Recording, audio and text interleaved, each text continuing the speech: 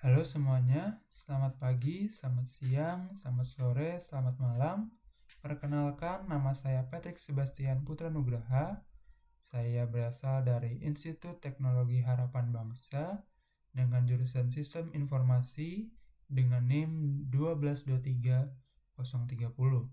Pada kesempatan kali ini, saya akan mempresentasikan integrasi keberlanjutan dalam manajemen proyek, kontribusi dan interaksi berbagai peran organisasi untuk memenuhi tugas salah satu mata kuliah, yaitu mata kuliah Manajemen Proyek Sistem Informasi.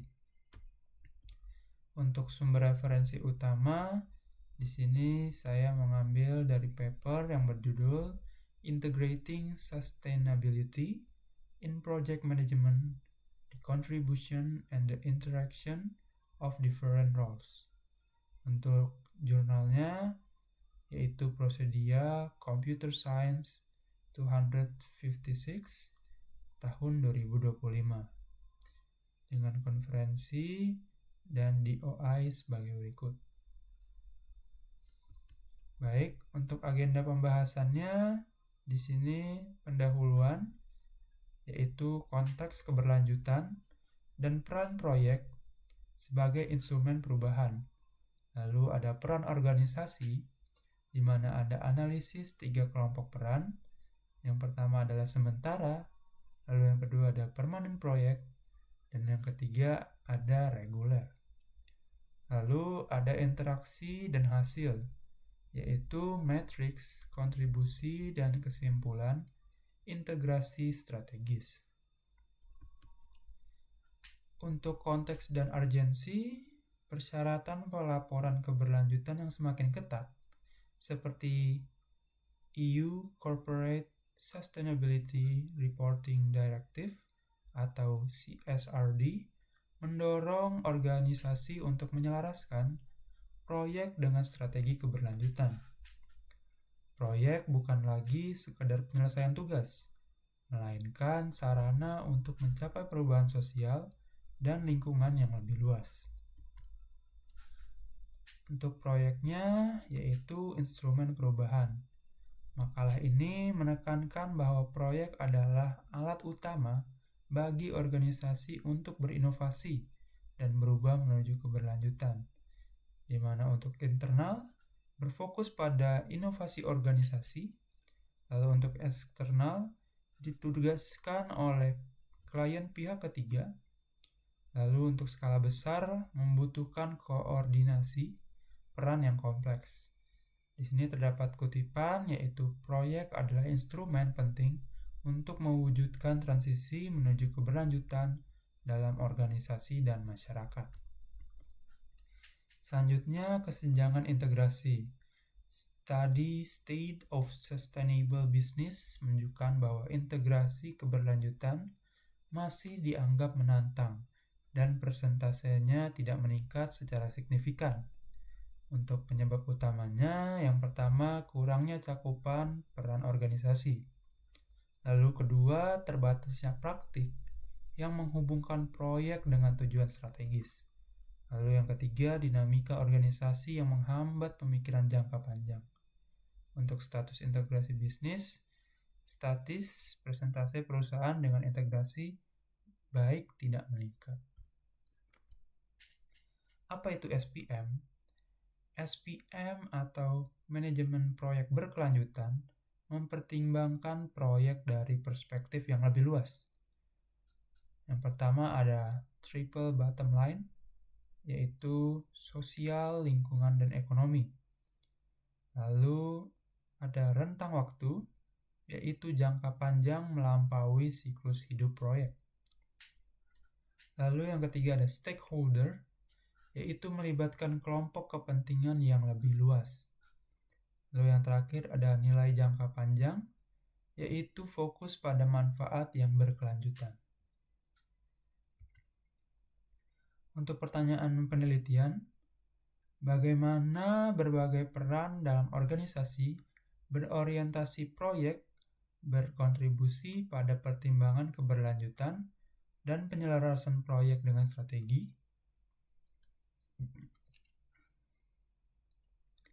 Untuk pendekatan metodologis, yang pertama eksploratif, yaitu studi pragmatis yang mengeksplorasi pemahaman tentang kontribusi peran organisasi.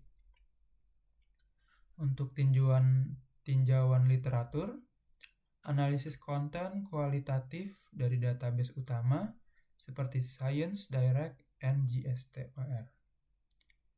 Lalu, untuk sintesis, menggabungkan pandangan dari berbagai literatur manajemen, proyek, dan portofolio.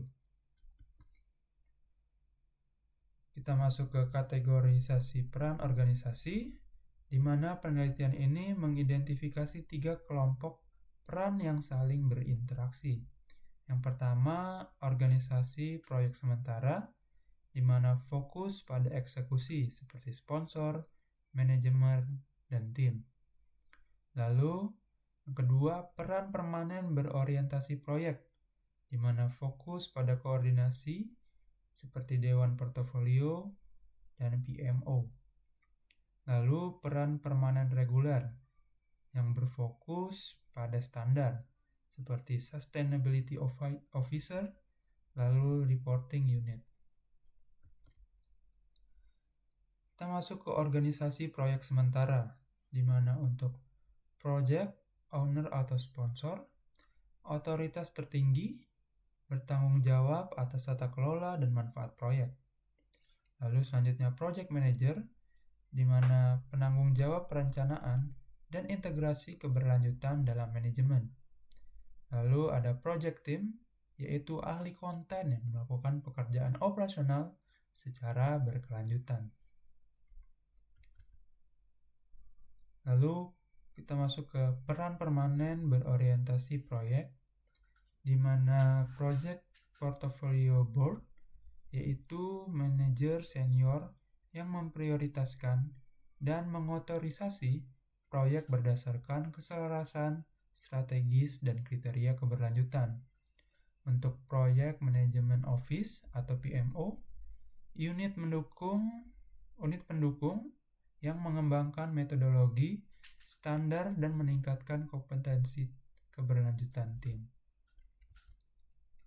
Selanjutnya, peran permanen reguler, yaitu Sustainability Responsible, yaitu ahli materi subjek atau office manager yang merancang strategi keberlanjutan, organisasi, dan sistem tata kelola.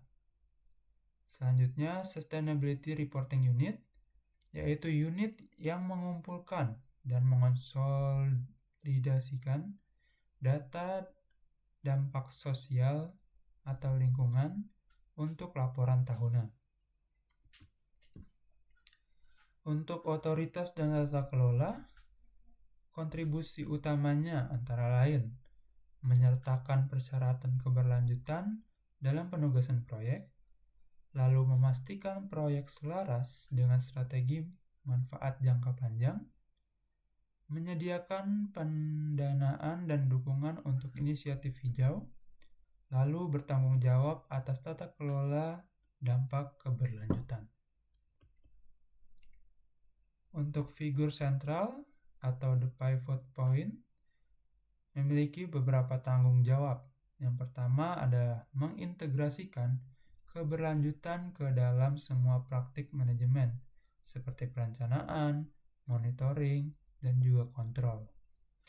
Lalu yang berikutnya berkomunikasi dengan pemangku kepentingan tentang dampak proyek. Selanjutnya, melakukan analisis dampak keberlanjutan proyek atau PSIA. Yang terakhir adalah menyelaraskan output proyek dengan tujuan strategis. Kita masuk ke alatnya, yaitu analisis dampak. Untuk Project Sustainability Impact Analysis atau PSIA adalah intervensi dasar yang harus dilakukan manajer proyek. Inputnya sendiri adalah data emisi, penggunaan sumber daya, dampak komunitas, dan resiko ekonomi. Untuk outputnya sendiri adalah laporan data dampak yang dibutuhkan untuk manajemen portofolio dan pelaporan CSRD. Untuk eksekusi operasional, kontribusi praktis antara lain yang pertama adalah melaksanakan tugas proyek dengan mempertimbangkan standar keberlanjutan. Lalu yang kedua, mengembangkan solusi teknis untuk tantangan keberlanjutan yang ditemukan di lapangan. Lalu yang ketiga, mendokumentasikan praktik terbaik atau best practice untuk pembelajaran organisasi. Lalu selanjutnya, yang terakhir, melaporkan kemajuan dan isu keberlanjutan kepada manajer proyek. Ahli teknis atau pengembang, insinyur, adalah kunci untuk inovasi berkelanjutan yang nyata. Seleksi dan prioritasi. Dewan portofolio tidak boleh hanya melihat aspek finansial atau NPV atau ROI. Mereka harus yang pertama adalah mengintegrasikan kriteria keberlanjutan dalam seleksi proyek. Lalu yang kedua, menyeimbangkan risiko dan peluang lingkungan dalam portofolio. Yang ketiga, mengalokasikan sumber daya berdasarkan kepentingan strategis keberlanjutan. Berikutnya, yang terakhir, menghentikan proyek yang tidak selaras dengan nilai organisasi. PMO sebagai katalisator. Di sini PMO membangun fondasi, yaitu pertama memasukkan elemen keberlanjutan ke dalam standar metodologi proyek. Lalu yang kedua, menyediakan alat seperti PSIA untuk digunakan tim proyek. Yang ketiga, mengembangkan kompetensi keberlanjutan para manajer proyek. Lalu yang terakhir, mengumpulkan pembelajaran dari satu proyek untuk diterapkan di proyek lainnya. Kita masuk ke penanggung jawab keberlanjutan, di mana analisis materialitas menentukan dampak sosial paling signifikan yang harus diperhatikan organisasi. Untuk interaksi strategisnya, menyarankan Dewan Manajerial tentang tujuan jangka panjang, mewakili suara pemangku kepentingan eksternal dalam proses portofolio, lalu memberikan saran ahli kepada manajer proyek mengenai norma dan standar global. Untuk unit pelaporan, data dan transparansi, bertanggung jawab atas konsolidasi data dampak organisasi.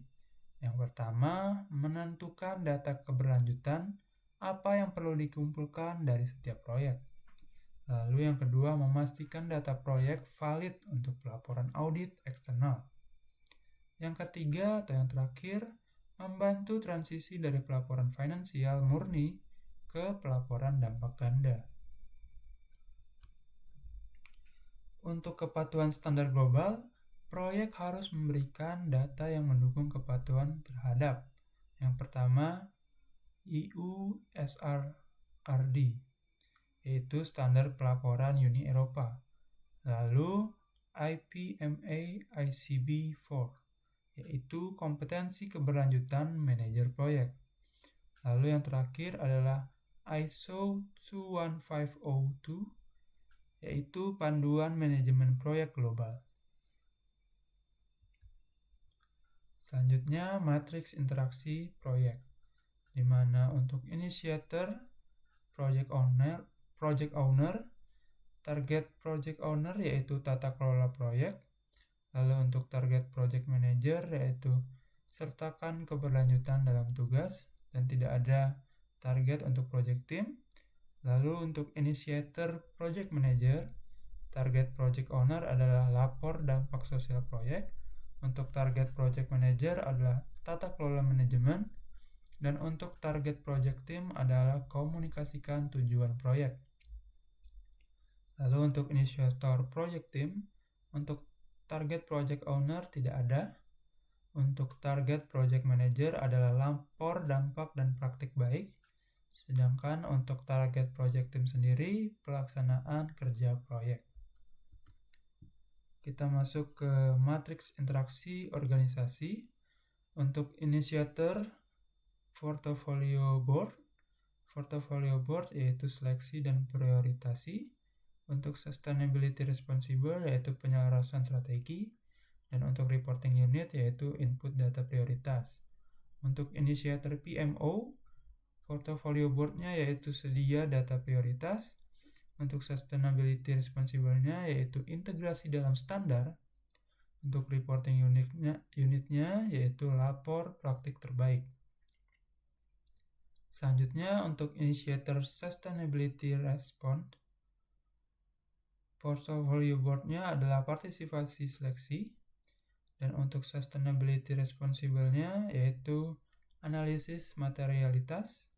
Dan untuk reporting unitnya yaitu standar pelaporan.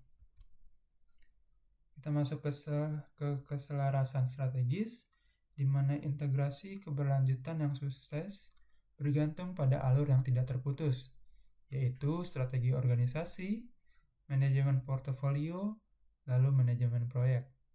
Tanpa keselarasan ini, inisiatif keberlanjutan hanya menjadi kosmetik dan tidak memberikan dampak real. Untuk keterlibatan stakeholder, peran sustainability responsible menjembatani kebutuhan eksternal dengan realitas proyek internal. Yang pertama adalah mengidentifikasi ekspektasi masyarakat dan investor, lalu mengubah ekspektasi tersebut menjadi kriteria teknis bagi tim proyek, lalu memastikan transparansi melalui pelaporan yang akurat. Untuk diskusi dan refleksi, tantangan di dunia nyata, meskipun secara teoritis kontribusi peran ini logis, dalam praktiknya dinamika organisasi seperti politik kantor dan tekanan anggaran jangka pendek seringkali mengalahkan pertimbangan keberlanjutan yang rasional. Dibutuhkan perubahan budaya dan insentif di tingkat kepemimpinan untuk mendukung interaksi antar peran ini secara konsisten. Untuk temuan utama penelitian, yang pertama ada interplay peran, yaitu integrasi bukan tugas satu orang, yaitu manajer proyek, melainkan hasil interaksi kolektif. PMO sebagai hub. PMO memiliki peran krusial sebagai penghubung antara standar permanen dan eksekusi sementara. Untuk data driven, pelaporan atau unit pelaporan memberikan dorongan kepatuhan yang memaksa proyek menjadi lebih hijau. Untuk kesimpulannya sendiri, integrasi keberlanjutan dalam manajemen proyek skala besar adalah sistem yang saling bergantung antara organisasi proyek sementara dan permanen. Penyelarasan strategi, portofolio, proyek adalah kunci. Setiap peran memiliki kontribusi spesifik yang tidak dapat digantikan. PMO adalah key enabler dalam transisi organisasi menuju praktik bisnis berkelanjutan. Sekian presentasi dari saya. Mohon maaf jika ada kesalahan kata. Terima kasih.